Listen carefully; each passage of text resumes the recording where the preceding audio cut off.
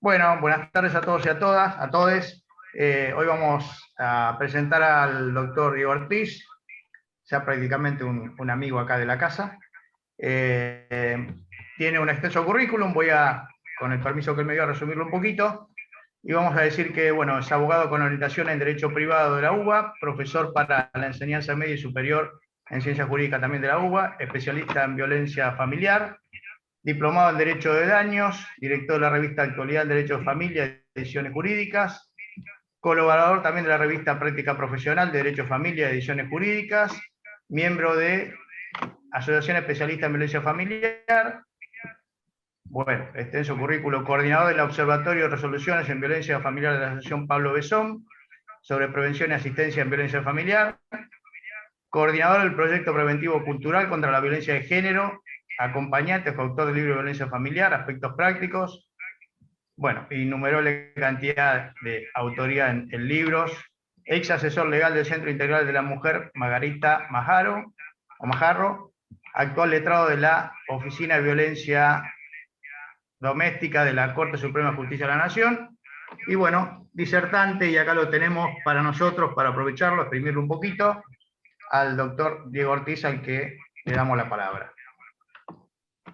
Bueno, primero muchas gracias por la invitación a toda la gente del Colegio de Abogados de Avellaneda y Lanús. Repito también mi cariño con la gente del colegio. La verdad que las veces que he ido la he pasado muy bien, me han recibido muy bien. Así que bueno, y eso también uno hace feliz. Cuando lo conocí a Alejandro es como que se presentó como un gran amigo, con una forma muy cordial, muy informal, pero no dejar también el respeto profesional de lo que uno hace, ¿no? Y bueno, gracias Adriana, pero uno va recorriendo gracias al interés de la otra parte. Uno recorre los lugares, yo he recorrido alrededor de más de 15 provincias de este país dando charlas, he dado muchísimas charlas, he dado más de 200 charlas, he ido a un montón de asociaciones de abogados, colegios de abogados, así que he estado en un montón de lugares, pero eso te lleva, la carrera misma te va llevando y los profesionales y el interés te va llevando a recorrer esto, ¿no? Uno hace un trabajo y después los demás lo aceptan o no, ¿no? Y en esta ocasión uno presenta, es como cuando uno presenta un trabajo en la facultad, ¿no? Y en este caso con amigos, ¿no? Yo voy a, cuando yo, con muy buen agrado, yo le pregunté la posibilidad de tener el espacio del colegio a Alejandro sin ningún problema lo gestionó, junto bueno, con Adriana, con Marina, con toda la gente de ahí del colegio. Y yo pensé, digo, yo qué puedo aportarle al colegio, porque cada vez que iba y hablábamos de temas diferentes, ahí presentamos la revista de actualidad en Derecho de Familia, la número 7, hicimos un taller de incumplimiento de medidas, hicimos cosas, cada vez que yo proponía algo para el colegio siempre se hacía. Habíamos hecho una actividad también con el doctor Fede Notrica, es amigo, con Natalia Loguercio, habíamos hecho tantas actividades con gente del área penal también de violencia, y digo yo, ¿qué voy a aportarle a la gente del Colegio de Abogados de Avellaneda, la gente de provincia de Buenos Aires? Que ya de antemano trabajar en la temática de violencia en provincia de Buenos Aires es totalmente distinto a trabajar en la temática de violencia en Capital Federal. Yo digo, ¿qué les voy a aportar? Y como salió este libro que con mucho esfuerzo se corrigió y se revisó durante la pandemia, yo me había ido unos días, muy pocos días, ahí a Monte, provincia de Buenos Aires, que me gustó mucho, unas cabañas donde pude aprovechar y a terminar mucho de lo que había hecho del libro, pero después explotó la pandemia y me tuve que volver, no sé cómo fue en bote, me volví de Monte, no sé cómo hice, y ahí había pedido una licencia para cuidar a mi mamá, y aproveché también eso para revisarlo, pero estaba totalmente inseguro, muy inseguro de lo que estaba haciendo, ¿no? Porque uno tiene un recorrido, pero uno siempre tiene que estar no demostrando, sino explicando a lo que quiere llegar, a dónde quiere llegar, ¿no? Entonces, lo que vamos a hacer es, vamos a hablar sobre aspectos procesales sobre violencia económica, ¿no? Hay una frase que vengo mencionando en las charlas de Mariel Molina, que dice que el manejo del dinero y el control de los recursos económicos sigue condicionado por roles de género, construidos sobre la base de estereotipos que la cultura tradicional asigna a varones y mujeres, ¿no? Estereotipos que enmascaran pautas y patrones preexistentes de profundo calado en la sociedad moderna, ¿no? La autora habla un poco de los patrones socioculturales, ¿no? Que incluso el artículo 2 de la 26485 habla como objeto legal la remoción de esos patrones socioculturales, ¿no? El decreto reglamentario 1011 del 2010 conceptualiza qué es un patrón sociocultural, ¿no?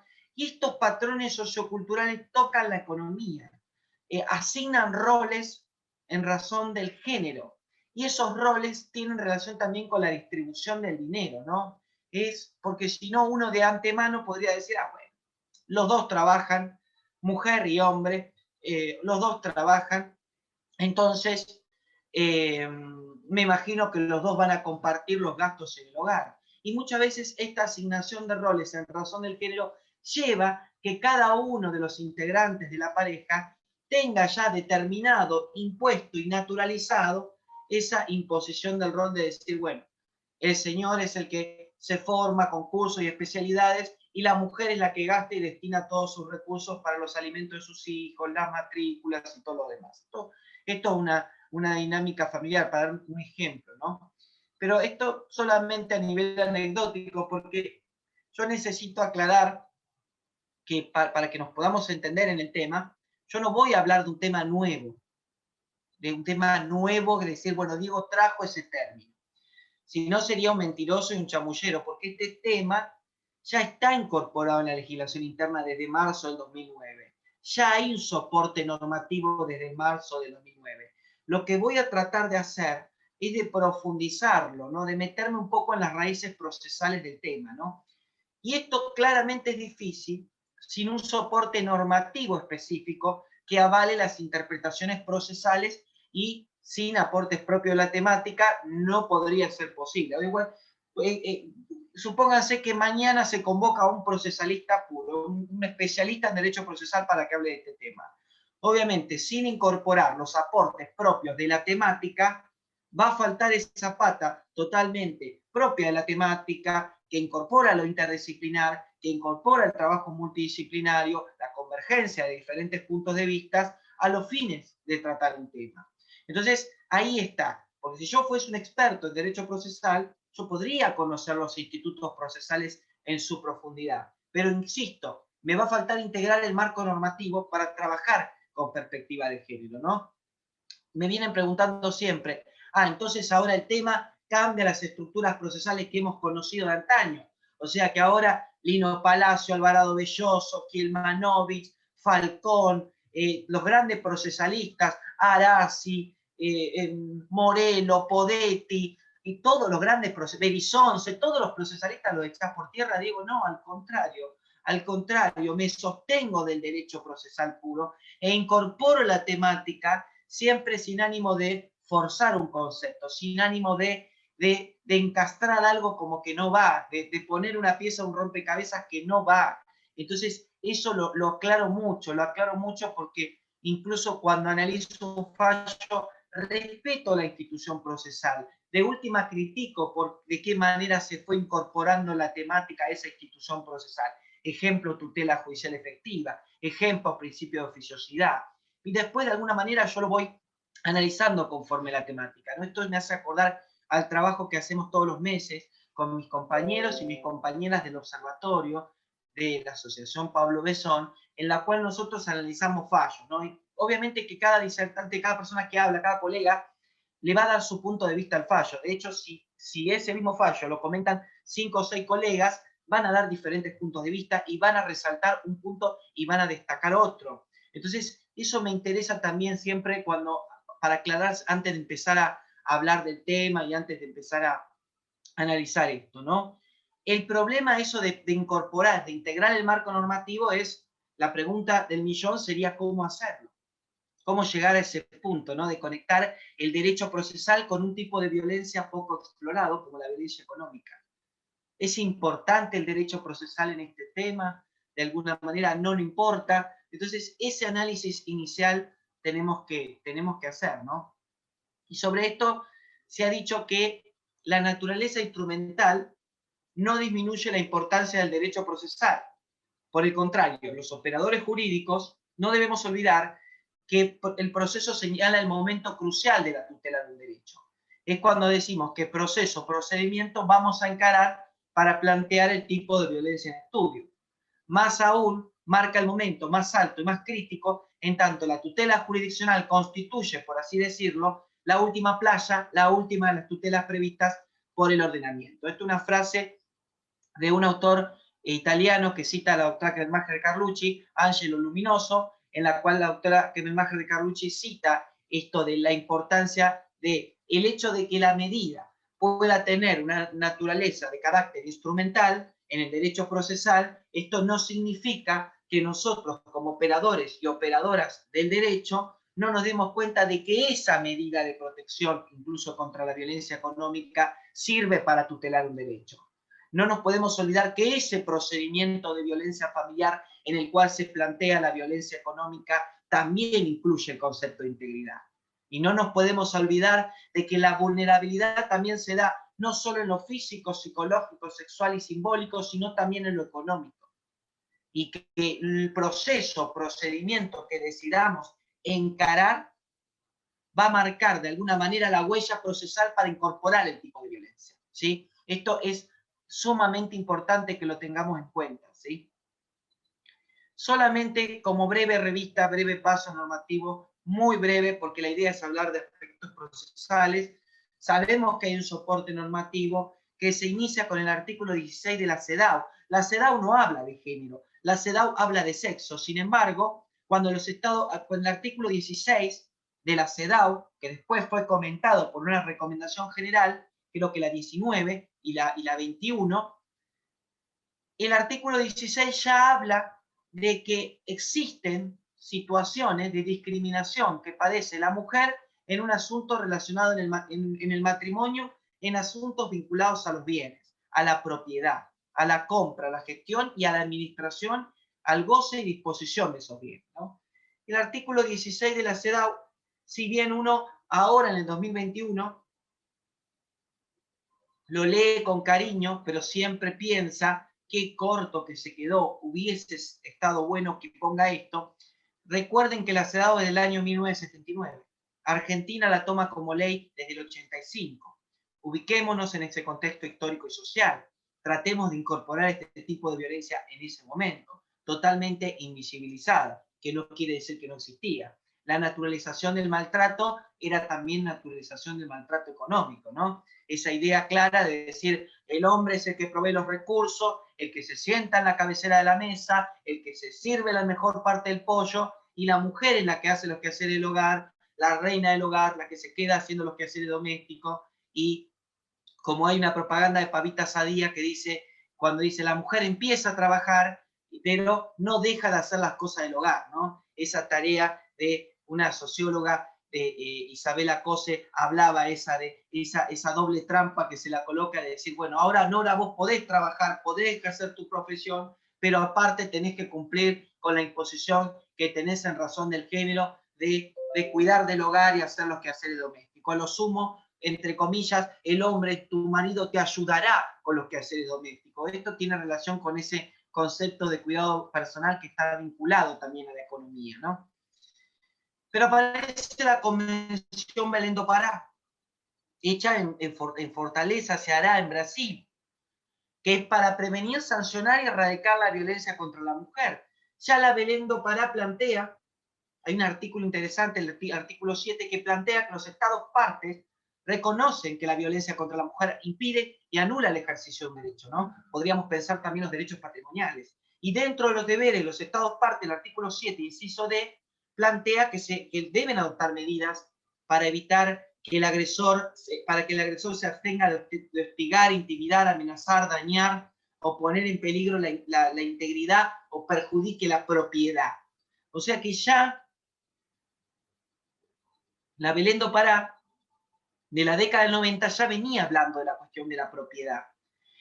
Incursa dentro de la temática de violencia, porque ya de antemano, esto lo voy a repetir hasta el hartazgo, ya de antemano nos está diciendo que si hablamos de violencia económica, lo enmarcamos en un contexto. No es un tema diferente a tratar, un procedimiento diferente a encarar.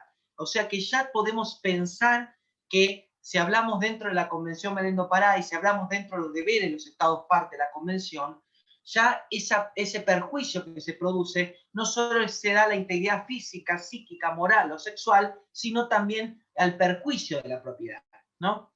Y el artículo 7, inciso F, expresa como medida establecer procedimientos legales justos y eficaces que incluya, entre otras cosas, medidas de protección, ¿no?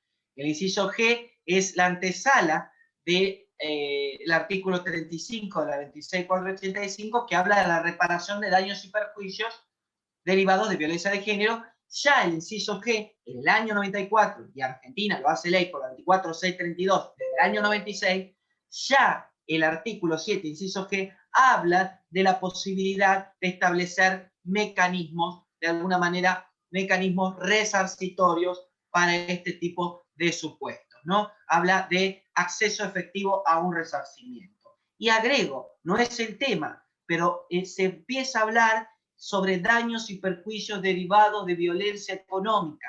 Es un tema muy nuevo, gente, por favor.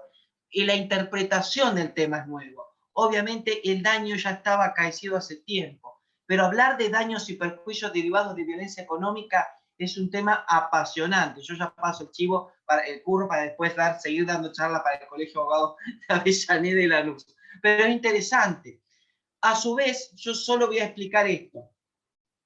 Ustedes saben que hay una corriente también crítica de los colegas que dicen, bueno, Diego ya no sabe qué hablar, Diego, o sea que ahora va a hablar de violencia económica. Bueno, ahora, un tiempo hablé de medidas, un tiempo hablé de daños y perjuicios de violencia, procedimiento de violencia, hablábamos de diferentes temas. Pero yo cuando empecé a estudiar el tema de violencia económica y leí el articulado, los artículos eran muy claros.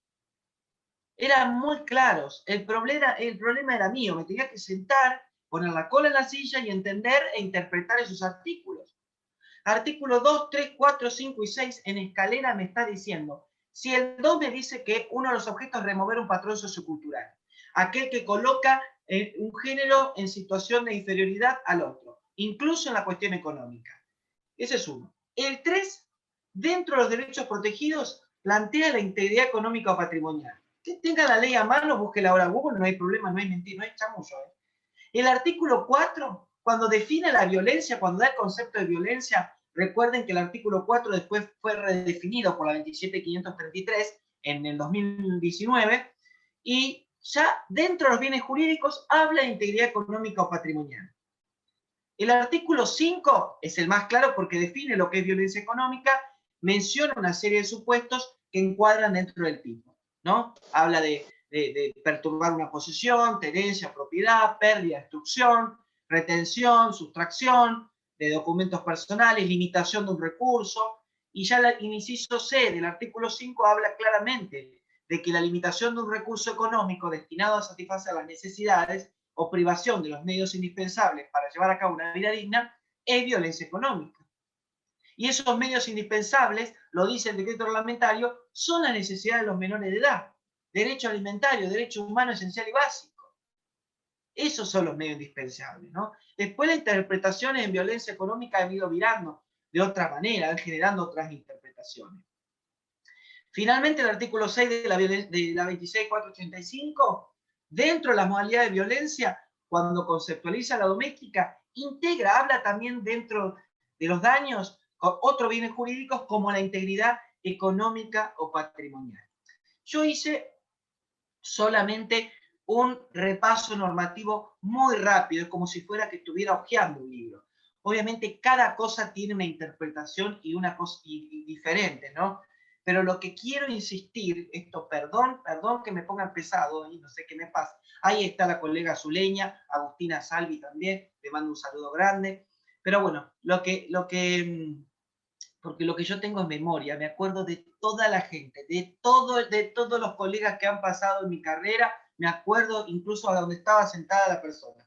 Así que bueno, le damos un beso también, un cariño muy grande a la familia de Silurondo, que es una persona que nos dejó hace un tiempo, así que la quiero mucho, la quería mucho y la quiero mucho. Bueno, por otra parte, vieron lo que yo hice, solamente un pasaje normativo, un pasaje normativo de lo que uno tiene que entender.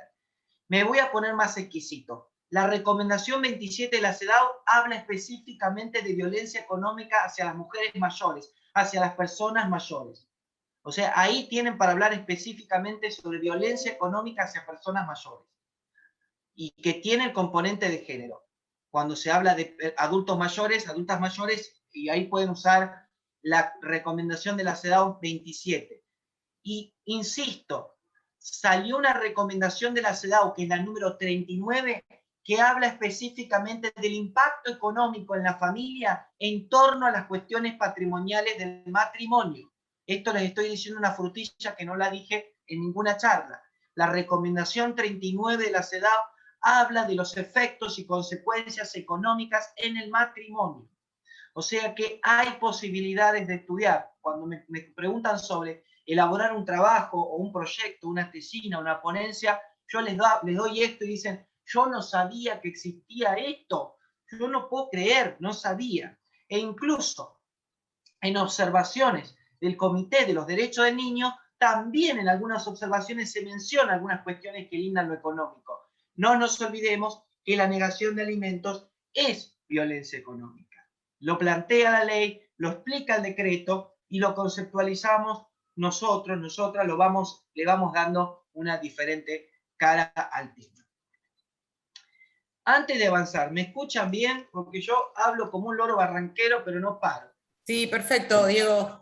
Buenísimo. Zulema, le mando un beso a Zule, un beso grande también, y también a Pau Urquizo, que está haciendo un trabajo gigante, gigante con el tema con este tema, ¿no? De la relación entre el cuidado personal y la violencia económica, porque en realidad la asignación de un cuidado personal en razón del género contrarresta la coparentalidad, ¿no? La responsabilidad y titularidad de la responsabilidad. No me quiero ir ese tema que es apasionante, y bueno, ahí la veo también a mi amiga Sandra González, que nos apoya a Alejandro y a mí, porque somos todos ahí compas. Así que un beso grande a la doctora González también. Avanzamos. No somos cómplices, no somos cómplices. Claro, Dios mío, cuando fuimos a comer a pizza libre y a hacer el karaoke, Dios mío, recuerdo, Dios mío. Bueno. Vamos a ponernos en académicos. Voy a hacer algo que lo vengo haciendo anteriormente, pero ¿saben por qué lo hago? Lo hago a propósito. Lo repito a propósito porque esto es crucial para una práctica profesional, a mi entender, adecuada. Estoy con la pastillita de menta para mejorar la voz. Yo había dicho que el artículo 5, inciso C, había dicho que la negación de alimentos es violencia económica. Pero más allá de los fundamentos teóricos y del marco normativo nacional e internacional que se presenta con respecto al tema, es importante delimitar algunos procesos o procedimientos en cuestiones alimentarias a los fines de poder idear estrategias jurídicas que contribuyan a garantizar los derechos alimentarios de los niños, niñas y adolescentes, ¿no? Vamos a separar un poco las cuestiones. ¿Sí? Lo voy a hacer a propósito, ¿sí? Lo voy a hacer a propósito porque para que ustedes vean dónde uno puede calar la diferencia, ver la diferencia. Yo puedo nombrar un proceso de alimentos como nosotros lo conocemos, un proceso de familia, en donde generalmente no se discute la existencia de un derecho alimentario de un niño, niña, adolescente, que es derecho humano y esencial y demás. Si no, podemos discutir la cuantía o modalidad de pago de la cuota alimentaria. Si no, esto es mucho, esto es poco, que mes a mes, del 1 al 10, del 1 al 15, eso vamos a discutir. Pero después está el proceso de alimentos, en la cual se pueden plantear situaciones de violencia económica y muchas veces en convergencia con violencia psicológica, ¿no? Y con respecto a esto, hablar de violencia económica dentro del proceso alimentario, nos remitimos a la misma estructura procesal anterior. Nada quita lo que venimos aprendiendo, pero con el aditamento de planteo de situaciones concretas de menoscabo de recursos económicos.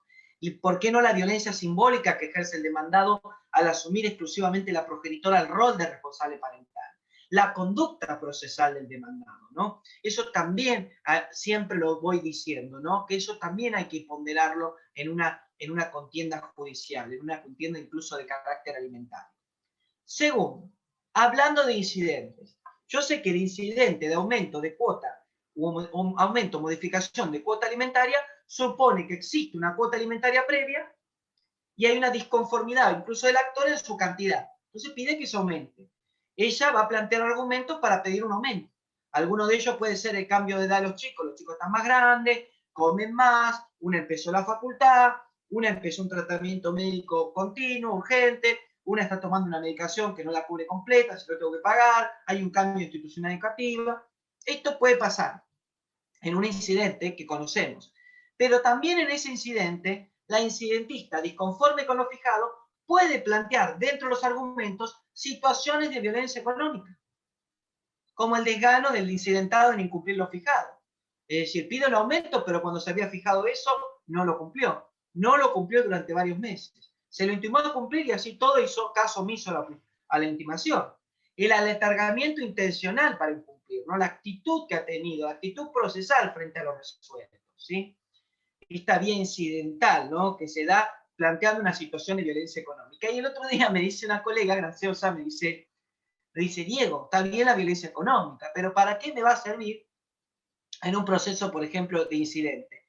Y bueno, en un incidente va a servir igual que el incidente liso y llano, pero en este caso el juez o la jueza va a contemplar el tipo de violencia para hacerlo incidir en su resolución, ya sea para un porcentaje, para el monto de lo fijado en forma de los alimentos, e incluso ha pasado para poder imponer unas 30 al demandado. O sea que no es que va a ser una varita mágica incorporar la violencia económica, sino que el procedimiento va a ser entablado como lo conocemos. Lo que va a cambiar de alguna manera es la visión y la perspectiva del criterio judicial al momento de resolver, al momento de tener su asunto en el despacho, ¿sí? Obviamente esto, la jurisprudencia de a poco y progresivamente nos va ilustrando. Después está el incidente de reducción de cuota alimentaria, que hay muy poca jurisprudencia, no hay en cantidad, la suele pedir el progenitor que tiene una cuota fijada y considera que debe ser reducida. Para eso necesita argumentos convincentes para que la autoridad judicial reduzca la cuota, como informar nuevos cambios, circunstancias que se dieron, la condición laboral ha mermado, el sueldo ha bajado. Esto se plantea en un incidente de reducción, de los que conocemos. No estoy diciendo nada nuevo bajo el sol. Pero en este incidente, dentro de estos argumentos referidos, la progenitora incidentada contra la que se interpone el incidente puede aportar situaciones de violencia económica a los fines de visibilizar el incumplimiento. Si esta persona pide reducir una cuota que en su momento no se cumplió, se cumplió de manera parcial, se cumplió en un 20% de lo que se había fijado, y encima pide que se reduzca la cuota alimentaria, cuando yo estoy diciendo que aumentaron los gastos de parte de que aumentaron los gastos con mis hijas, con mis hijos, uno empezó un tratamiento por una enfermedad que se detectó hace un tiempo, estoy inventando. Entonces, yo mismo voy haciendo trabajar el caso, planteando incluso la situación de violencia económica, ¿no? La negación de alimentos de una parte y por el otro lado, la petición de que esos alimentos se otorguen, se concedan y se cumplan. Esto es parecido al cese de la cuota alimentaria, ¿no? Cuando el progenitor ha dicho, bueno, que en virtud de determinadas circunstancias pide el cese de la cuota alimentaria. Entonces, la autoridad judicial tiene que contar con la herramienta de analizar esta cuestión con perspectiva de género para detectar si esa solicitud de cese de cuota alimentaria se da en un contexto de violencia de género, en familiar y de tipo económica, o puede ser que no. La herramienta la tengo, ¿no? Está en el análisis y en el criterio judicial. Separándose, vieron que vamos separando, ¿no? El procedimiento de violencia familiar, nosotros venimos explicando, charlando, que tiene una estructura especial diferente a los demás, ¿no? Entre los cuales se puede resolver medidas como la fijación de una cuota de alimentos con carácter provisorio. Yo ya sé que esta medida es temporal, de menor cuantía e inserta en el procedimiento. Esto yo ya lo sé. Pero en este procedimiento de violencia, la autoridad judicial puede resolver la fijación de esta cuota alimentaria provisoria, contemplando también la violencia económica, contemplando también que hubo una negación de alimentos, configurando una situación de violencia económica, ¿no? Entonces, ahí se evalúa la celeridad en la resolución, en la fijación de una cuota, el monto de la misma, que si viene de menor cuantía, pero que trate de solventar las necesidades alimentarias, así sea indispensable para llevar a cabo una vida digna, como dice el artículo y como dice el decreto. Pero no nos olvidemos del procedimiento de violencia familiar en sí. nosotros comentamos muchos fallos en el observatorio, y en uno presencial había comentado yo un fallo, no recuerdo, de Gesell, en donde hablaba, bueno, de la importancia en la temática de violencia de incorporar en determinados supuestos el fuero penal. Entonces yo decía, bueno, no nos tenemos que olvidar también de la importancia de que nosotros, nosotras, decía, podamos todo el tiempo interpretar el procedimiento de violencia familiar, podamos explicar, podamos trabajar con las medidas, podemos trabajar también con los diferentes criterios que van surgiendo de la especialidad de las medidas. Yo estuve trabajando hace poco en la ley, salió uno que era empezar a ver la vulnerabilidad al momento de resolver una medida de protección. Ya el artículo 9 de la Convención Belén-do-Pará lo dice, la vulnerabilidad es un elemento para que los estados partes puedan adoptar medidas, ¿no? Y reconociendo las interseccionalidades, ¿no? Y habla de la mujer, habla de la anciana, habla de la mujer embarazada, en ese momento anciana, la Belén-do-Pará usa el lenguaje romance ANSI de con Z, que ANSI viene de antes, ¿no? No es un término peyorativo de migrante, el de anciana que se utiliza. Pero interesante también analizar esta cuota de alimentos provisoria, ¿no? En un contexto de violencia, sin necesidad de que me manden a iniciar una acción de fondo o un proceso de alimentos que implica un proceso de familia, otros costos, otros recursos, cuando lo que estoy pidiendo es en un contexto de violencia familiar, ¿no? Enmarcada en un contexto de violencia de género. El proceso, otra delimitación. El proceso de ejecución de sentencia es uno especial, porque postula la existencia previa de una cuota alimentaria fijada en un proceso de familia de fondo. Se podría decir que es una etapa procesal posterior de singular importancia porque permite plasmar en los hechos lo resuelto por el derecho. En esta etapa se pueden denunciar situaciones de violencia económica a los fines de ser consideradas eventualmente por la autoridad judicial, ¿no? Hace muchos años, no tanto, creo que 3, 4 años, di una charla en el Colegio de Abogados de Morón, ¿no? En su momento había salido un fallo en un proceso de ejecución de alimentos, ¿no? Acá yo voy a poner la cita, ¿sí? Muchas gracias, Zule, muchas gracias a la gente que me está mandando mensajes por privado, muy amable, muchísimas gracias, gente. Ahí está el fallo.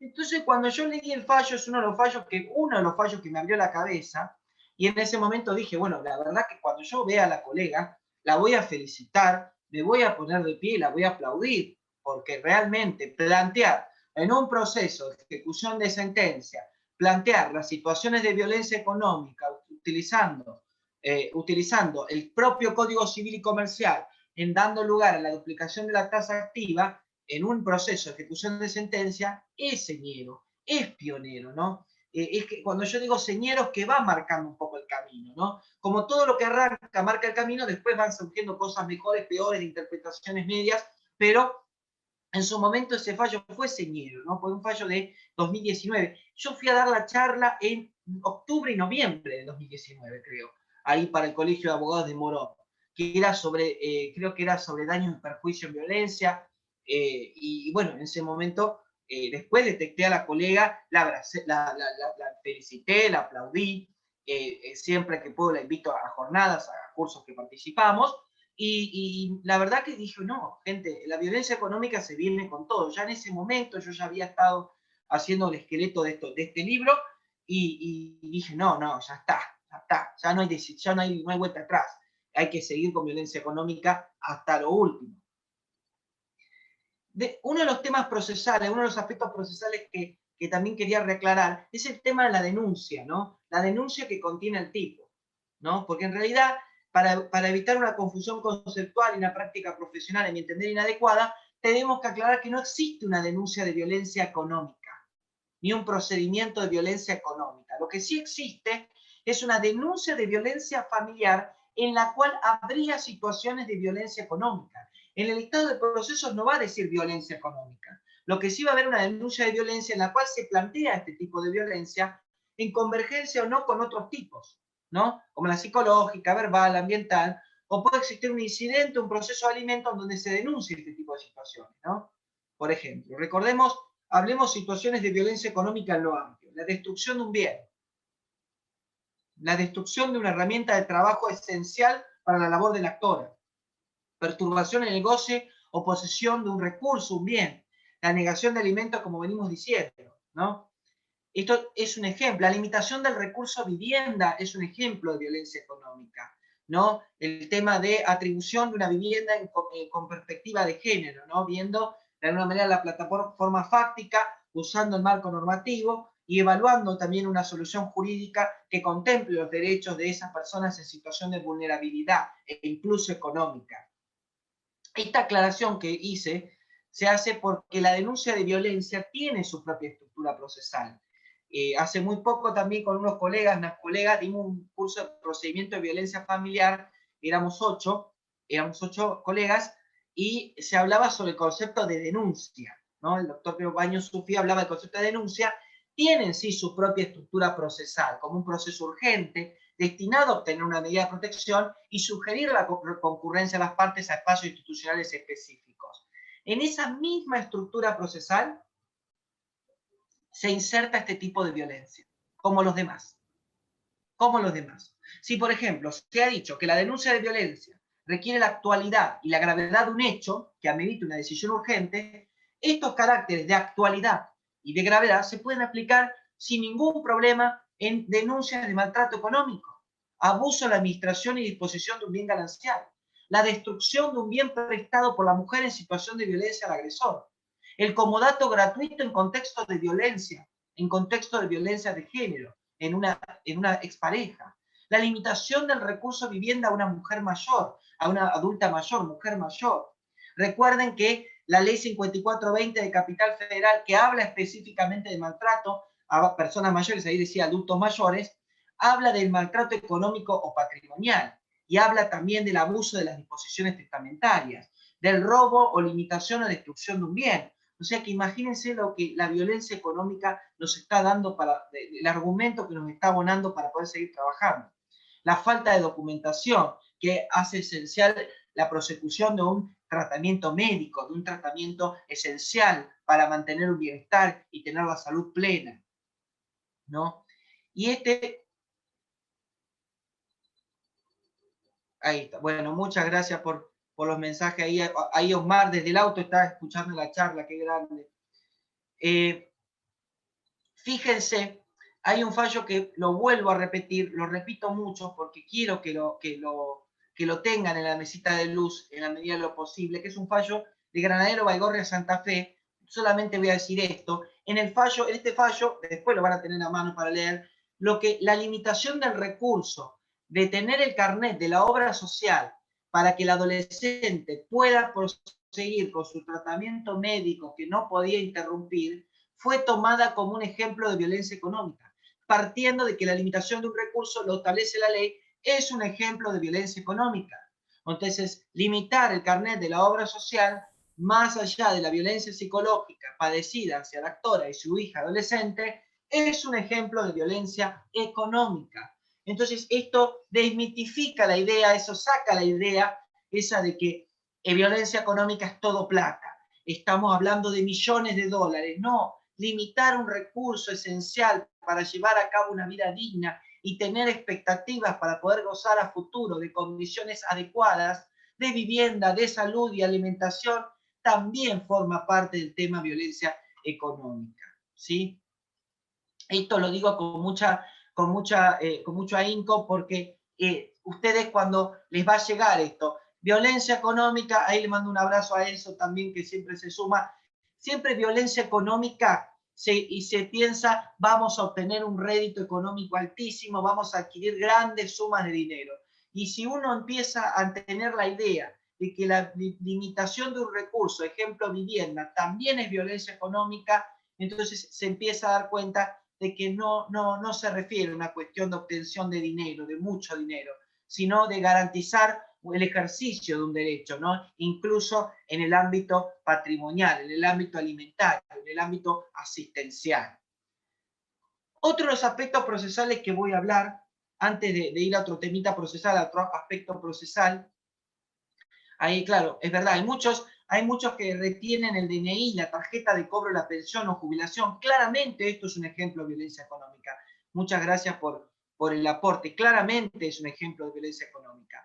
Gente, ¿se escucha bien? Ahí veo una cámara ahí fija, no sé si le estoy viendo ahí la cabeza a alguien. Perfecto, se escucha perfecto. Ahí está, gracias Ale. Qué elegante él con el traje, yo con otro, vine en una posguardia, así que imagínense cómo estoy. Estoy detonado, pero bueno, tenía ganas de juntarme a charlar.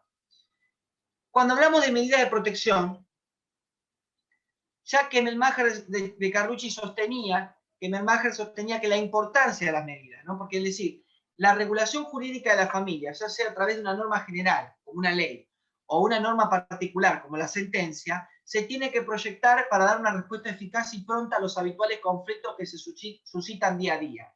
Porque de otra manera no solo se juega con las normas, sino fundamentalmente con las personas, niños y adultos. No nos podemos olvidar que las medidas de protección que se toman en este contexto y en estos supuestos son atinentes a esas personas, a esos niños, a esas niñas, a esos adolescentes, a esas personas que de alguna manera peticionan de manera urgente la obtención de un derecho, ¿no? De carácter alimentario, por ejemplo.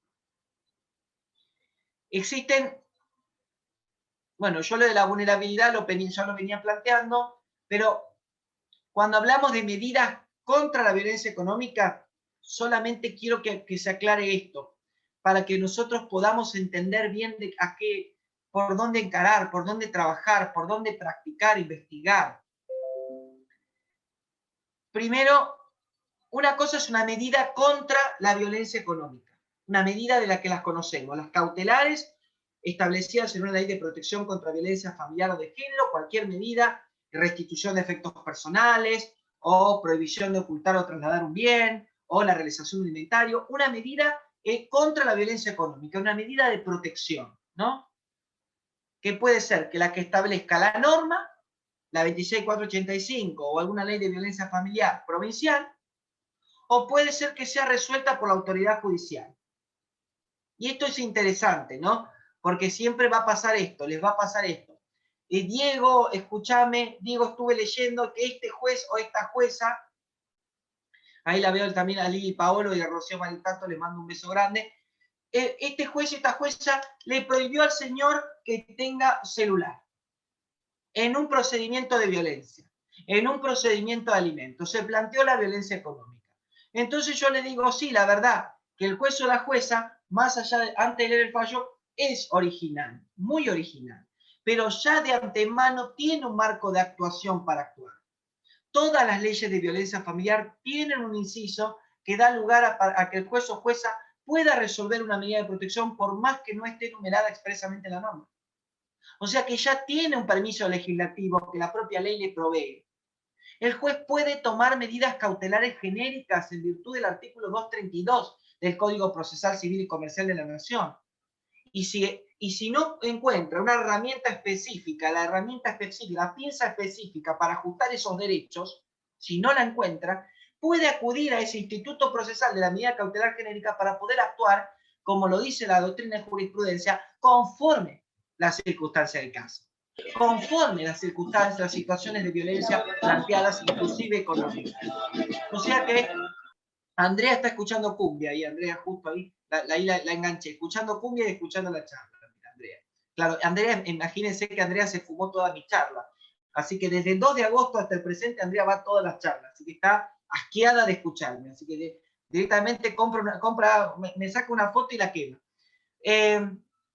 Lo que estamos diciendo es que aclarar esto, ¿sí? Por eso yo siempre, cuando leemos este fallo, es decir, el juez resolvió prohibirle al señor entrar a un club deportivo porque no abona la cuota de alimentos y consideró que esta negación de alimentos es violencia económica. Yo aplaudo. Pero yo lo que tengo que entender, por favor, es que el marco de actuación ya el juez lo tenía con las leyes de violencia familiar y de género, con el Código Procesal Civil y Comercial de la Nación y con el Código Civil y Comercial como desde el año 2015, de agosto de 2015, con el artículo 1, 2 y 3. Ya lo tenía.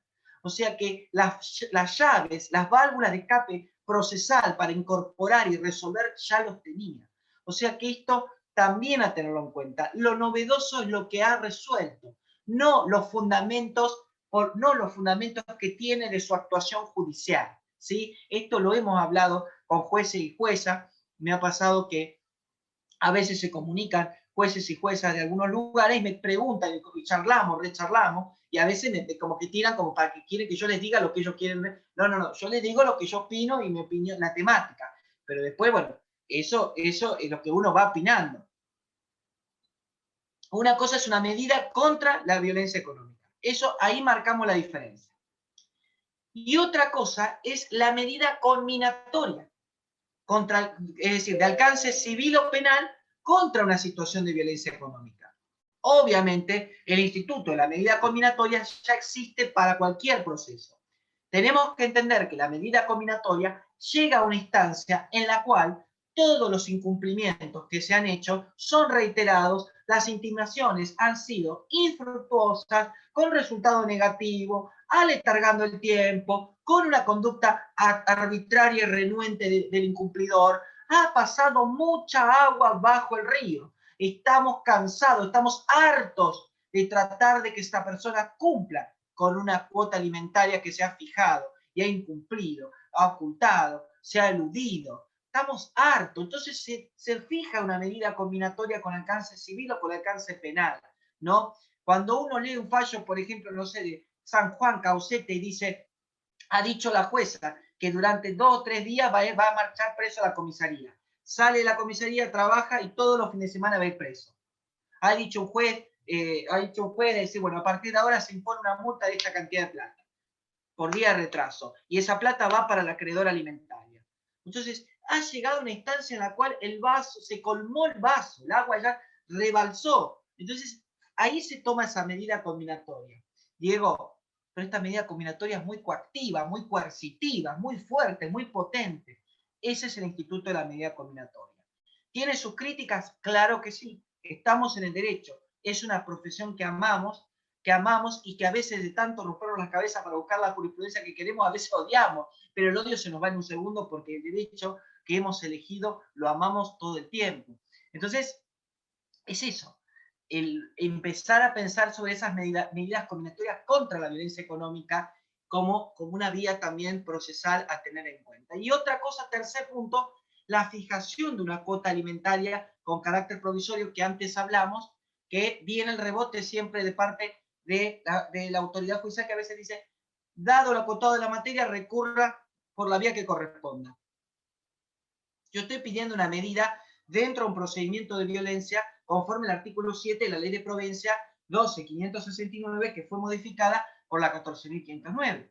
Yo no estoy pidiendo proceso de alimento de fondo aparte y autónomo. Estoy haciendo un planteo alimentario en un contexto de violencia. Sé que la cuota alimentaria es provisoria de menor cuantía, es temporal, pero estoy pidiendo eso. O sea que tenemos que empezar a defender esa idea, ¿no?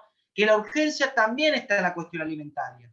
No se trata solamente de poner un paño frío a la fogarata, sino estamos tratando también de que ese paño frío se mantenga de alguna manera, porque si no estaríamos echando una calina húmeda en un semejante fogón, cuando en realidad la idea es obtener una reparación frente a una situación de violencia que incluya la violencia económica.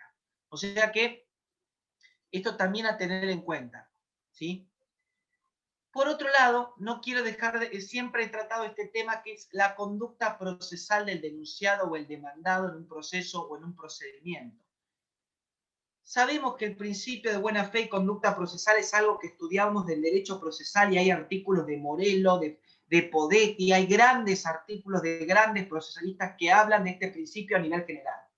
Pero después, más adelante, vinieron grandes artículos doctrinarias, Graciela Medina, Kemel Maher de Carlucci, Marisa Herrera, hay algo de María Victoria Pellegrini, hay diferentes grandes autoras del derecho de familia, del derecho de familia moderno, del derecho de la familia, que contemplan las grandes estructuras familiares, que han trabajado sobre los principios procesales en los procesos de familia.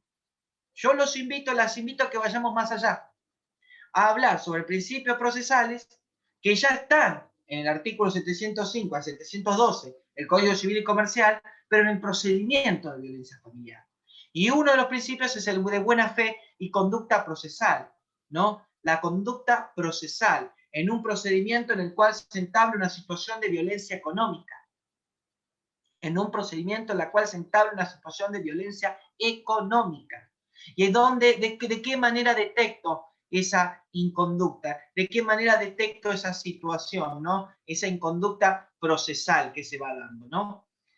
Le voy a pedir si me da una mano, Alejandro, para leerme algo que voy a poner en el chat.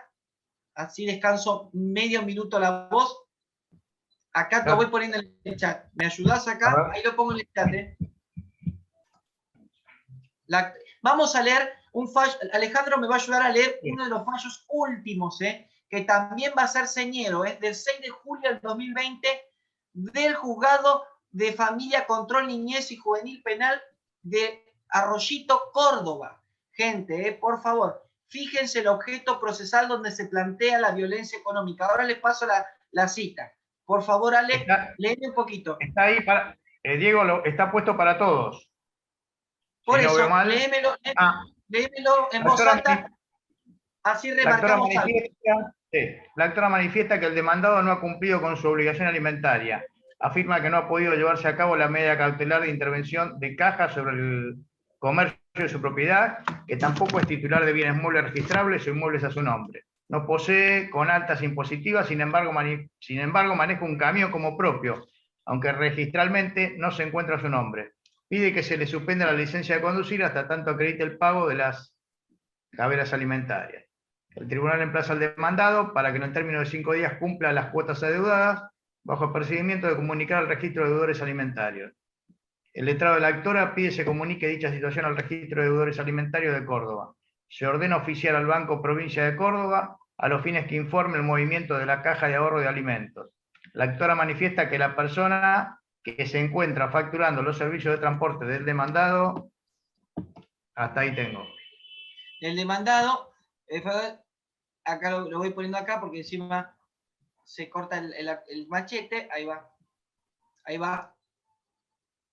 Es su actual pareja conviviente. El demandado sería el chofer del camión que conduce, sin registración.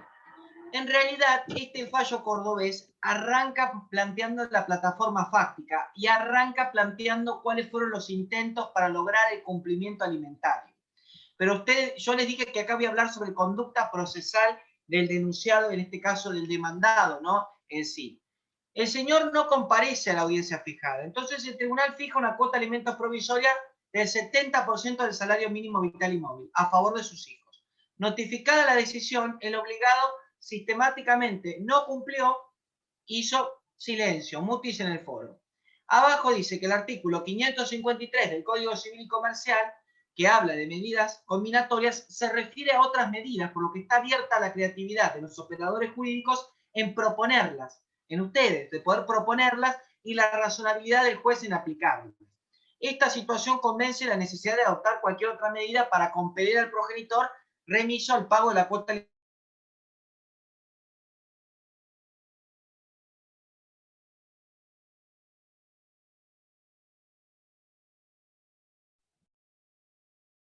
Ahí se nos fue Diego.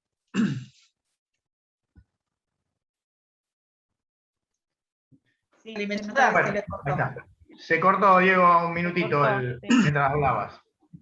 Ahí se cortó, ahí va.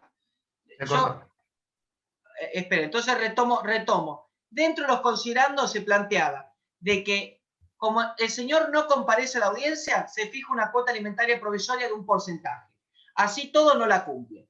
El artículo 553 del Código Civil y Comercial, que se refiere a medidas combinatorias, le da la posibilidad y creatividad judicial para que los jueces puedan proponer cualquier otra, para poder aplicarla, cualquier otra medida. El artículo 553 utiliza como marco normativo la Convención sobre los Derechos del Niño, la Convención Belén do Pará y la 26485. Por otro lado, desde el punto de vista procesal, ante cada inicio, yo lo voy poniendo acá si no, veo que no se me corte, ante cada inicio, ante cada intimación cursada, para que el progenitor deposite sumas que incluyen gastos por tratamientos odontológicos, adquisición de lentes para uno de los niños, él manifiesta que no ha logrado conseguir trabajo y que no posee dinero para abonar la deuda generada. E incluso se lo denunció penalmente por incumplimiento de deber de asistencia familiar, arrojando dicha denuncia resultado infructuoso, a pesar de los acuerdos de pago arribado del sede penal. Él no cumplía. ya en otra etapa ni siquiera compareció al proceso, lo que denota de su parte un total desinterés. Entonces, dice el fallo, me pregunto de qué prioridad absoluta venimos hablando cuando el principal responsable niega deliberadamente a sus hijos la satisfacción de un derecho básico como el alimentario, y la jurisdicción se encuentra imposibilitada de restablecer de manera inmediata esa situación a fin de hacer efectiva la tutela judicial de la que tanto escuchamos hablar. Entonces, ya el fallo tiene ese rol docente, ¿sí? El demandado eludió por todos los medios el cumplimiento de su obligación, con el evidente objetivo de sustraerse e impedir que se efectivice la orden judicial. Entonces, ahí vale repasar todo el obrar del señor. Ingresó a trabajar en una empresa de transporte. Transfiere el vehículo de su propiedad sobre el que se ordenó embargo por alimentos a favor de la señora que es su pareja actual. Se acredita que no posee bienes inmuebles registrados a su nombre, teniendo un comercio inscrito en la Municipalidad de Arroyito, Córdoba, y habiéndose ordenado intervenir en la caja que no pudo ser diligenciada porque no, cuando fue el oficial de justicia no había nadie, no podía entrar a la fuerza. Emplazado por el tribunal para que en el plazo de 5 días acredite haber cumplido con su obligación alimentaria, guarda completo silencio. O sea que desde el mismo momento en que la pareja pidió el divorcio, fue la progenitora quien quedó a cargo del cuidado y la crianza de sus 3 hijos, 13, 11 y 3 años de edad, habiéndose convenido en la atención a la actividad del señor un régimen de comunicación amplio, obligándose al pago de alimentos. Sin embargo, desde que dejó de trabajar en la firma de transporte, se desatendió de sus obligaciones, es más, ha incurrido en conductas doblemente reprochables, desde el déficit del ejercicio de la responsabilidad parental, como desde una perspectiva de género, calificando el obrar de este señor en un tipo de violencia hacia la mujer de carácter económico. Sí, señor, acá lo dice, bajo la modalidad doméstica, al obligarla a que sea ella quien haya tenido que solventar por todos esos años las necesidades alimentarias de sus hijos, con la consecuente segura postergación de sus penurias. ¿Sí? En efecto, desde la perspectiva de género, dice el fallo, yo no puedo dejar de destacar que la conducta del señor denota un total menosprecio a la labor de la progenitora en el cuidado de sus propios hijos, que claramente se traduce en un conjunto de tareas cotidianas destinadas a atender a sus necesidades personales, estudio, vestimenta, salud, educación, como además el hogar y la familia, que esto insume tiempo, energía y recursos, porque el caso merece ser valorado jurídica y económicamente. O sea que este incumplimiento de la cuota alimentaria constituye un modo de violencia de género que deteriora la situación socioeconómica de la mujer. Si se le impone al señor, se suspende la licencia de conducir particular y profesional, y que le haya otorgado a la Municipalidad de Arroyito, y cualquier renovación hasta tanto cumpla con las obligaciones alimentarias a su cargo. Claramente la medida es una medida conminatoria, como las que les comentaba, una medida de carácter más coercitivo, pero vieron ustedes la cantidad de cosas que se han tratado de avanzar para que esta persona cumpla. Acá les mando la cita. ¿Me escucharon bien? Sé que se corta porque, bueno, en este horario hay muchas actividades. ¿Me escucharon por lo menos el fallo de Córdoba? Sí, se escuchó perfecto, Diego. Acá se los paso, gente, para que lo puedan buscar. Ahí se los paso, ¿eh? Ahí les pasé la cita. Bien. Bien ahí. Bien. Y yo quiero dejar un espacio de preguntas para que Ale me ayude también a charlar un poco con los colegas, porque esto es un espacio de charla también. Y quiero decir una cosa, sacar un poco el chivo, pasar el chivo, que Alejandro me ha dejado hacerlo también con mucho respeto. Para mí, bueno, escribir es un acto de libertad, en donde uno tiene la responsabilidad de ejercer ese acto con mucha creatividad, y también lo tiene que hacer de forma inédita, porque no puede andar robando cosas de los otros colegas. Sin embargo, en este caso, cuando el tema es nuevo como este, a esa responsabilidad que yo le comentaba, se trata también de convencerlos a ustedes, convencerlas sobre la importancia del tema y su aplicación práctica. Y esto para mí no es sencillo, porque implica una tarea cuantiosa de investigar y buscar argumentos que respalden la credibilidad del tema, ¿no? Por eso considero que esta obra es exploratoria, ¿no? Se trata de meterse un poco más en cada rincón generando respuestas que seguro ustedes ya las sabían, y hay respuestas que es las que están por venir. O sea que no solo se trata de una interpretación personal del que les habla, sino interpretar lo que está pasando en la actualidad a través de los fallos. Analiza y comenta más de 50 fallos en diferentes temas. Se trata del tema de daños y perjuicios derivados de incumplimiento alimentario, daños y perjuicios contra la violencia económica, se habla de medidas combinatorias de alcance civil, de alcance penal, limitación de recursos, pero solamente quería usar un minuto nada más para presentar el libro. Es el tomo 1, así que más adelante vamos a seguir explorando la temática de violencia económica. Y para dejarle lugar a las preguntas a ustedes, que quiero que charlemos, John Berger, que es un documentalista que ha hecho unos hermosos documentales sobre arte y cultura, ha dicho que la escritura, tal como la concibo, no tiene un territorio propio, porque el acto de escribir no es más que el acto de aproximarse a la experiencia sobre la que se escribe. Del mismo modo, se espera que el acto de leer el texto escrito sea también una forma de darles a ustedes un acto de aproximación. Muchas gracias, gente. Muchísimas gracias. Bueno, muchas gracias, Diego. Gracias a ustedes. Dejamos un espacio de preguntas. Si alguien quiere hacer alguna pregunta, estaría bueno. O un aporte, o lo que quieran hablar, me parece que está bueno dejar siempre el espacio de preguntas. Pueden levantar la manito ahí en el chat. Ahí, eso manejalo, por favor, vos sale tranquilo. Ana Mancilla, la doctora Ana Mancilla. ¿Tiene alguna pregunta? No. No, solamente agradecer a Diego, que es un capo, agradecer el espacio, y no había levantado la manito, pero gracias. Bueno. Gracias, Anita, muchas gracias. No vuelvo al chat, no. Estoy viendo el chat entero. Bueno, no llego cualquier cosa, sino que alguno directamente abra el micrófono y le pregunte a Diego. El libro es de Editorial Ediciones Jurídicas, ahí están preguntando. La página web es Ediciones Jurídicas. Lo que está bueno también que me ha mandado el editor, esto les voy a contar esto que es nuevito.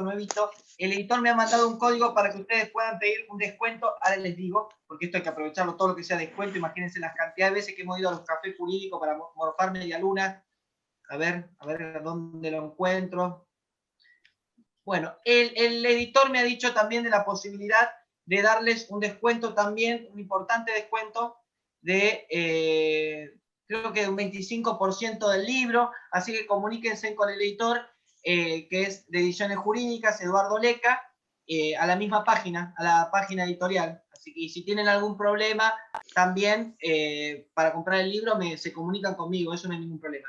Pero como los libros son caros, no los compren sin explorar el tema antes. Hay un montón de artículos míos gratuitos sobre violencia económica en la revista de Pensamiento Civil, en Microjuris, en DPI, Derecho para Innovar, en Diario Digital Femenino. Hay alrededor de 20, 25 artículos que pueden leer gratuitos antes de decidir gastar un dinero. Así que yo siempre recomiendo leer todo antes para decir, bueno, ¿hasta dónde vamos? Diego, perdón que me meta. Ale, si lo podés escribir en el chat, porque lo dijiste muy rápido, y para algunos colegas que... Sí. Lo de la editorial. Sí, la página de la editorial es Ediciones, ahí la voy poniendo, Ediciones Jurídicas, el editor es Eduardo Leca, y bueno, mencionar que estuvieron en la charla, y él va a realizar el descuento. Si no lo realiza el descuento él, yo lo obligo a que lo haga. Meto presión. Gracias, muchas gracias, Sandra. Y es un placer trabajar con vos en el observatorio, que lo tuvimos interrumpido porque lo queríamos presencial. Pero bueno, esperando la vía presencial, tenemos el observatorio todos los meses, que están más que invitados e invitadas. En el marco también lo provee la Asociación Pablo Besón. Así que ya el primer miércoles de septiembre, a las 15 horas, tenemos el observatorio, que es un espacio muy lindo. Un placer contar con vos, así que gracias a vos. como siempre. Vamos a agradecerle a Sandra que ha difundido también esta charla como colega, como miembro del colegio, y bueno, también a la gente del observatorio, ahí me han mandado por privado que bueno, están acá en esta charla. Agradecerle también a todos la gente del observatorio. Le agradezco también a los colegas, a los amigos, ahí hay varios, Matías, Matías Benéndez, Gustavo Rodríguez, bueno, obviamente Sandra, la doctora Liliana Paolo, bueno, a los que están por ahí, a María Fernanda de Jóvenes, que también está, a Gabriel, bueno. Bueno, digo, Ale, yo quiero, alguno siempre. quiero generarle más interrogantes a los colegas que están acá para que vean que este tema es tan nuevo y tan explorado. Ahí vamos a aprovechar a Agustina, que levantó la mano, o que quiera hacer un comentario. Te paso la saludo. Hola, Agus, ¿cómo estás? Hola, Diego, ¿cómo estás? Bueno, en principio, felicitaciones, porque siempre sos muy claro en estas charlas tan enriquecedoras para nosotros, o sobre todo que para los jóvenes abogados que venimos ejerciendo la profesión y venimos especializando en la temática, sobre todo de violencia. Para mí es como hacer algunas apreciaciones en relación a la importancia de presentarnos en los expedientes de violencia familiar. Muchas veces me he encontrado que comienzan con una denuncia y que luego las medidas de protección que solicitan los juzgados de familia son bastante escasas, siempre son las mismas medidas de restricción de acercamiento y contacto y no mucho más que eso. Y los abogados, sobre todo, no hay un incentivo en presentarse a esos expedientes, sino directamente inician los procesos de fondo, ¿no? Como un expediente de alimentos, y en el mientras tanto hay un montón de medidas de protección, como las están nombrando muy bien, que es necesario presentarse, porque muchas veces sucede que existen regímenes de comunicación que pueden ser suspendidos obviamente siempre y cuando, dependiendo de las particularidades de cada situación, pero hay una situación de riesgo inminente y claramente muchas veces las niñas siempre están como sujeto a rehén de estas situaciones o de las situaciones de violencia que sobre todo transitan las mujeres. Por eso es tan importante de presentarnos en los expedientes de violencia, saber trabajar esos expedientes porque tienen sus particularidades y hay mucho para trabajar ahí. Yo siempre me he encontrado con esto, con que muchos colegas no se presentan porque dicen que no cobran sus honorarios al finalizar el proceso, que sí, o que sobre todo la violencia familiar no es bien paga. Digo, bueno, más allá de eso, digo, también podemos solucionar los problemas de fondo y estructurales que existen en nuestra sociedad, y me parece que como abogadas o como abogados tenemos esa responsabilidad también de poder trabajar estos procesos. Yo pienso ¿qué tal a todos? Buenas tardes. Hola, Diego, disculpa, Sí, Liliana, por favor, ¿cómo estás? ¿Qué tal? Mirá, la colega tenía razón, igual las no tan jóvenes también nos gusta, nos enriquece escuchar las charlas que da el doctor Diego Ortiz, y le agradezco a Alejandro Zimmerman también por darnos el placer de poderte escuchar, Diego. Mirá, con respecto a lo que planteó la colega, si bien la ley lo dice, lo que pasa es que eso tiene que salir, porque es una medida cautelar, el hecho de la protección. Entonces la jueza dicta, o el juez, va a dictar las medidas en ese momento. Y si bien lo que yo dije que sí, es porque también tendría que dictar una medida provisoria de carácter alimenticia, fijar alimentos provisorios, bueno, otras medidas, muchas más que tendrían que hacer. Pero eso ya le corresponde al juzgado. Si vos le presentás un recibo de haberes, quizás te lo hacen también. Pero yo vuelvo a insistir, lo último que hice fue eso, presentar los recibos de haberes de la persona violenta.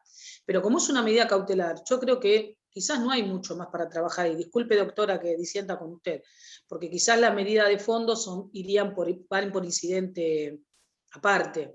Yo por eso lo que le quería decir a la doctora, si bien es muy profunda, como dijo ella, las leyes sobre violencia, que sabe más acá el doctor, yo creo que también hay que ir cada incidente tiene que ir por separado, porque eso es lo que dice la justicia también. Igual, Liliana, tenemos que, comparto en una parte lo que decía la doctora Salvi, en el sentido que hay un abanico de medidas para usar propios dentro de las leyes especiales de violencia. Por ejemplo, la fijación de una cuota de alimentos provisorio, más allá de que existe como medida cautelar general, está incorporada específicamente en la ley de violencia. Sí. Yo pienso que subyace, cuando se plantea estas cosas, esta es mi opinión personal, yo pienso que subyace siempre la idea de patrimonialidad, como cuando uno pide fijación de una cuota de alimentos provisorios, ya piensan de que, bueno, quiere aprovechar la denuncia de violencia para pedir dinero. Y no, la urgencia alimentaria también forma parte de la temática, también forma parte de la petición en un contexto de violencia. No estoy diciendo que yo pida, lo que yo no estoy diciendo es que no digo pidamos una cuota de alimentos definitiva en un procedimiento de violencia. No, estoy, provisorio, todo provisorio. Por eso digo, Lili, lo que sí digo, aprovechemos y usemos, porque si no, imagínate, nosotros con los colegas hace poco dimos, con los 8 colegas dimos un curso de procedimiento de violencia arrancando con acceso a justicia y todo el marco normativo. Ustedes saben que a partir de ese curso uno va pensando también la cantidad de cosas que nos falta por aprender. Empezar a hablar también de la especialidad de las propias medidas en cada una de las cosas. Ustedes saben que la restitución de efectos personales es un ejemplo de medida contra la violencia económica. ¿Por qué? Porque si la mujer huyó en contexto de violencia y se le ha limitado de un recurso, ejemplo, una medicación porque tiene una enfermedad crónica, ejemplo, un libro o algo esencial para su vida, esa limitación de un recurso es un ejemplo de violencia económica. Y a veces la práctica profesional contrasta y salen los mandamientos que dicen, se da lugar a que restituya los efectos personales salvo posición del denunciado. Ustedes saben que existen estas resoluciones. Obviamente, cuando va la oficial de justicia y le dice, señor, tiene que devolverme esto, esto y esto para la señora, salvo que usted se oponga, ¿el señor qué va a hacer? Claramente, probablemente se oponga. Entonces, esto no es una práctica o perspectiva de género. Por eso tenemos que seguir insistiendo y reestudiando y reelaborando estas cuestiones. Pero por supuesto, Lili, en el sentido que si hay proceso de familia, hay proceso de fondo, e incluso agrego, en esos procesos de familia, ejemplo alimentos, ejemplo incidentes, se puede incorporar la violencia económica, no pidiendo más de lo que la estructura procesal presenta, sino la misma estructura procesal,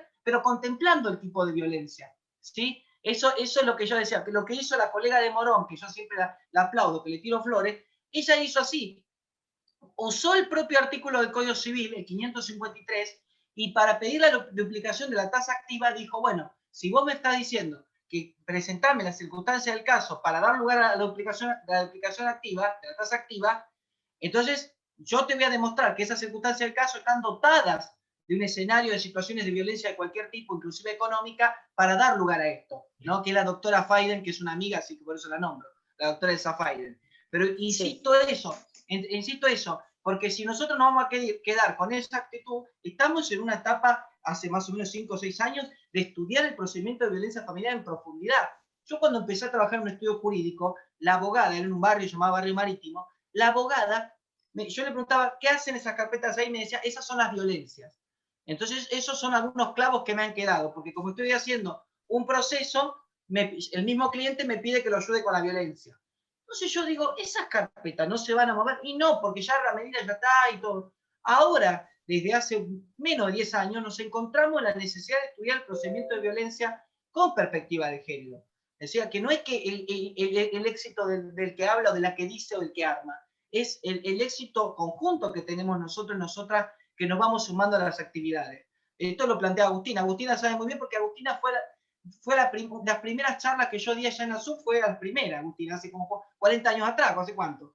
Pero bueno, y fui a las primeras charlas, no te hagas la joven, Agustina, por favor, pero iba a dar las charlas, ¿y cuántos éramos? 10 personas. Estaba Facundo Hacha, estaba Silurondo, estaba Agustina Salvi, estaba Fabián Taujas, ¿o no?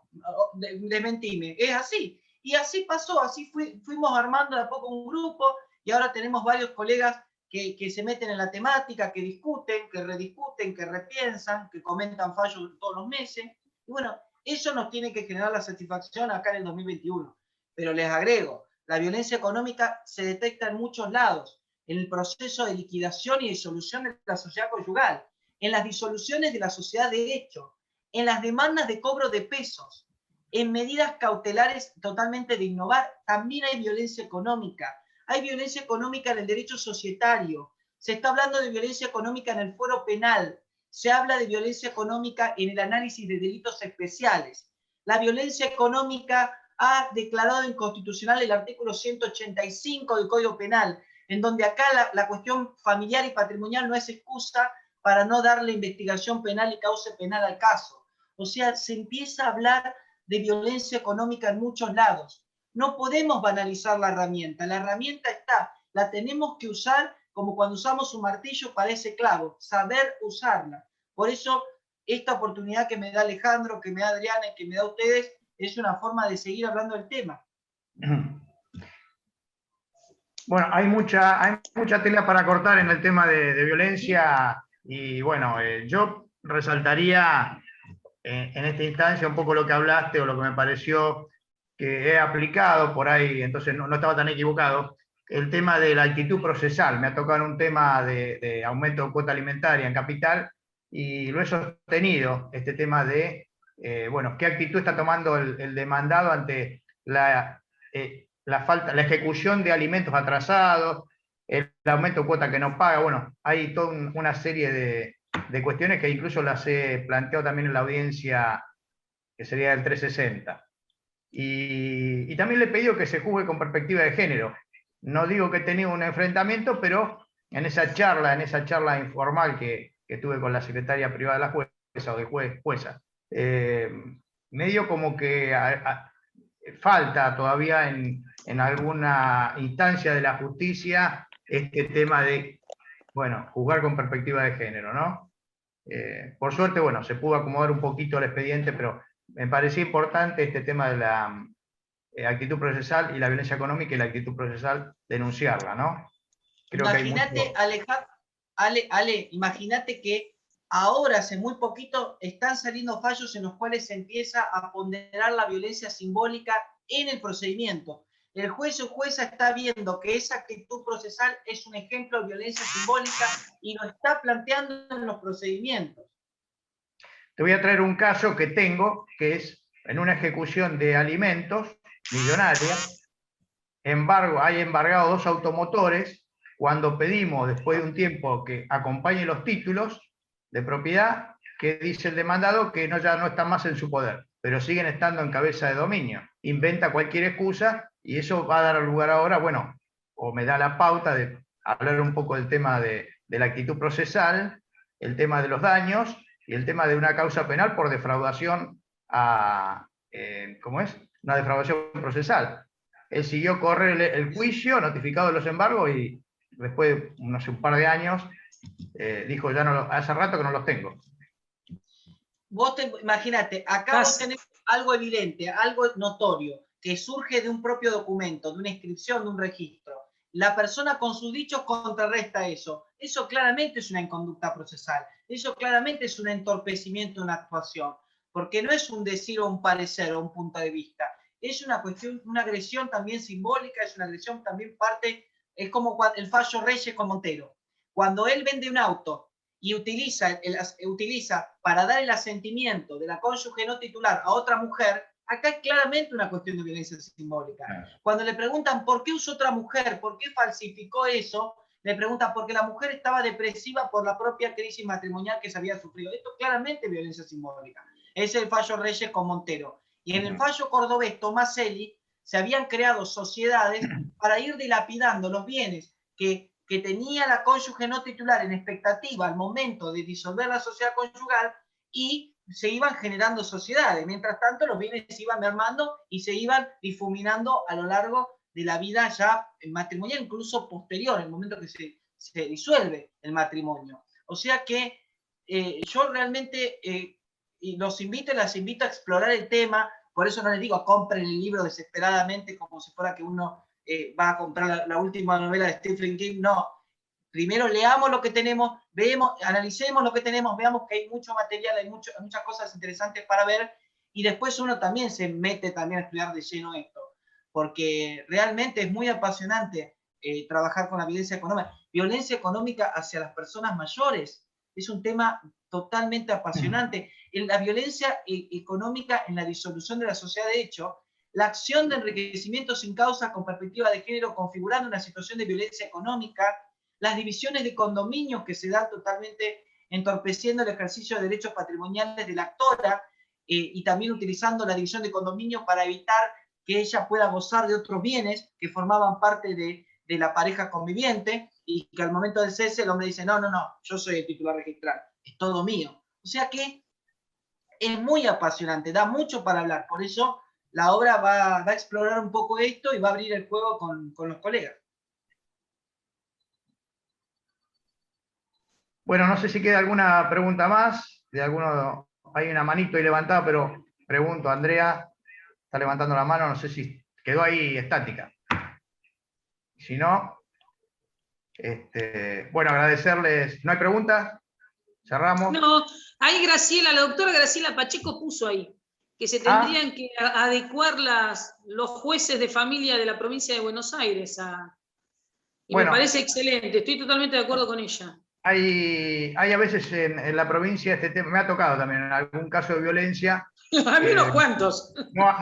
Voy a decir como dice Adri, ¿no? Somos medio abogados multifueros en este tema, no soy especialista en familia, pero me ha tocado este tema de tratar de pedir alguna medida, como un alimento provisorio, y me derivan a que vaya por inicie el alimentos, inicie lo otro, me cierran todavía, eso lo he visto, eso no me lo han contado. Pero bueno, hay que... Perdón, ahí Liliana aportó la doctora sí. Paolo, que sabe y que nos hemos cruzado, sabe la problemática que tenemos quien transitamos la vía de familia en la provincia de Buenos Aires. No hay un solo juez de toda la provincia de Buenos Aires que me ha tocado que haya dado de manera provisoria dentro de la ley de violencia, ya sea la restitución de artículos personales como el tema de los alimentos provisorios. Esta es una realidad que tenemos los abogados que hacemos familia. Los jueces parecen que no leyeron, no se enteraron. Salen a dar cursos, a hablar de violencia familiar y después ni siquiera te dan un alimento provisorio. O sea, te hacen armar un incidente, que es otro tema, para que ese chico tenga un plato en la mesa. Es una locura total. Los jueces desconocen la propia ley. Escriben con una mano lo que después borran con el codo. Esto es una realidad. Y me parece maravilloso, Diego, lo que aportás, y sabes que te admiro el conocimiento y todo lo que transmitís. Pero también tenemos esta realidad los que hacemos familia en la provincia de Buenos Aires. Y lo quería decir. Sí, claramente hay una realidad incontrastable que uno tiene que contar con herramientas constantes para poder pedir, volver a pedir, preguntar, repreguntar. Hay una jurisprudencia incipiente que por ahí no es suficiente, pero hay que seguir trabajando en estos temas.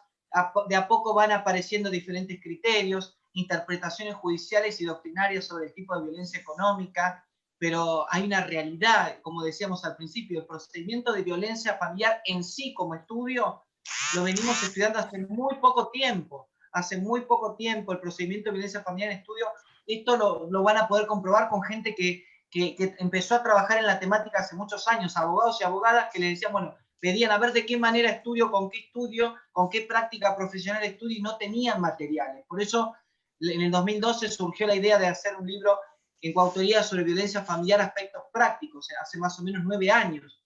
Y a partir de ahí yo tuve esa idea de querer generar constantemente incorporación práctica del procedimiento. Pero esto después fue de alguna manera yendo a diferentes jueces y juezas que claramente tienen que asumir la perspectiva de género, la tienen que tomar en los casos sometidos sobre su decisión, ¿no? Eso es una realidad. Pero la herramienta, el conjunto de herramientas lo tenemos, directamente lo tenemos, y eso fue la idea de probarles un poco esto de la charla de hoy, de probarles que hay material, hay argumentos para abonar lo que nosotros pedimos, ¿no? Ojalá así sea. Gracias. Lili, Liliana, ¿vos eras profesora secundaria de mi prima de Chingolo? Sí. Sí. Mirá vos, somos todos familiares. 29 años, ya me jubilé, hace 4 me jubilé, por eso les robé a ustedes dar la charla de violencia el año pasado. Somos todos, porque mis primas me preguntaban, ¿la conoces a la profe Liliana? Le digo, sí, por supuesto. Le digo, ¿cómo no la voy a conocer? Le digo, qué bueno. Bueno, Diego, te quiero agradecer en nombre de Adriana, del colegio, de las autoridades, esta hermosa charla, hermosa disertación que nos has brindado. Y bueno, también agradecer a todos los miembros presentes que se quedaron hasta el final. Hubo 48 participantes, es casi la sala llena en actuales circunstancias del colegio, como dijo Adriana, de las 40 sillas sobrepasadas. Así que estamos muy conformes, pienso que el resto de los participantes también ha quedado como debe ser, conforme, ¿no? Y por acá hablaron del conocimiento, pues creo que lo mencionó Graciela con respecto a los jueces. Y creo que, como decía, o parafraseando a Sócrates, ¿no? Solo existe un bien, el conocimiento, y solo hay un mal, la ignorancia. Y con eso te despido y despido al resto de los participantes. Muchas gracias. Muchas gracias. Un beso a mis compañeras ahí del observatorio también, a Rocío, a Anabel, a Ana, a Sandra, a Daniel, a Matías también, que son compañeros. Ahí a Paola Urquizo también, que está haciendo un trabajo también de hormiga, tratando de concientizar de que la violencia económica, también en la negación de un alimento y el cuidado personal exclusivo a cargo de la progenitora, que la obliga a asumir recursos, incluso pedir recursos frente a la ausencia del progenitor, es violencia económica. O sea que vamos todos en ese camino. Y a un amigo también que de a poquito se va metiendo en la temática, así que el doctor Solar también ahí está de a poquito metiéndose en la temática, pero con paso firme. Y muchas gracias, Ale, vos también por el espacio, por la organización y la gestión. Muchas gracias, Ale.